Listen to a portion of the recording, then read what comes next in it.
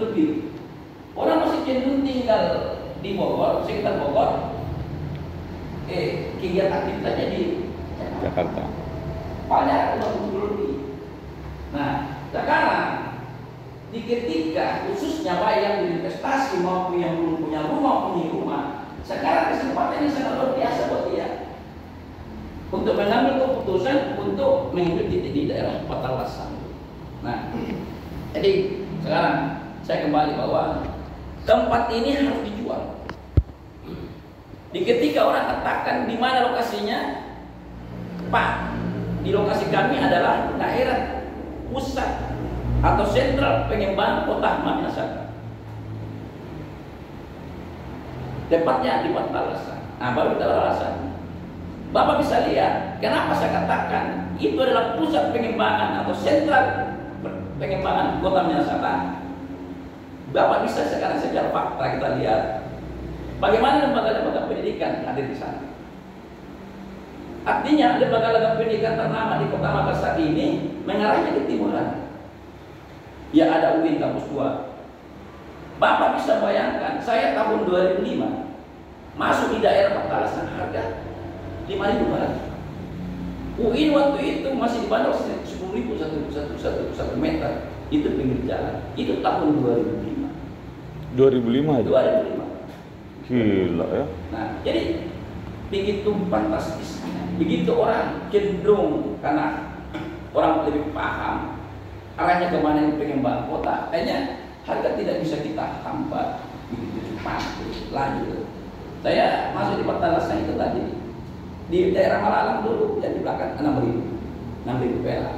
Saya masih ingat waktu tahun 2004. Nah, seperti itu saja laju pertumbuhan. Nah, sekarang harga di UIN dalam nggak bisa lihat antara satu ke bundaran itu tidak lari di bawah yang orang-orang kecil itu tidak lari di harga apa itu tadi.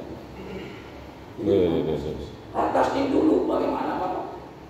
Harga 25.000 di tahun 2005-2007. 25.000? 25.000. Di tahun itu? Ya, modern sendiri itu dikasih Pak Pajamal itu 25.000. Waktu itu ya, waktu itu.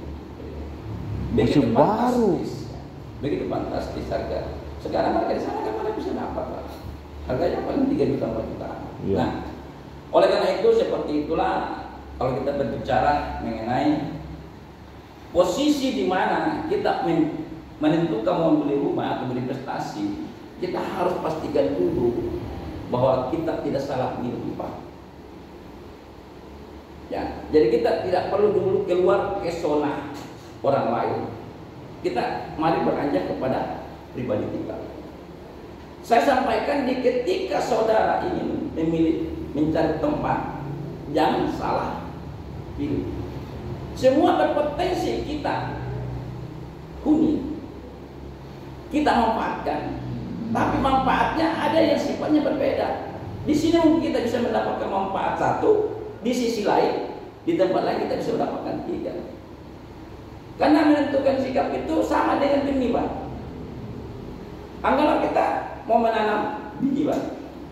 Kalau di sini potensinya bisa berpotensi berbuah 5, kenapa kita harus memilih tempat yang berpotensi hanya 2? Nah, jadi petani pun punya ilmu, kita pun ini sebenarnya Pak yang mau nanam investasi kita atau tempat kita pastikan apa manfaat yang saya bisa dapatkan ketika saya mengambil keputusan. Nah, contoh misalnya, saya sampaikan bahwa Patalasan itu daerah yang sangat potensi. Segi potensinya kita lihat, kenapa sekelas Ciputra dia selaku pengembang nasional, kenapa harus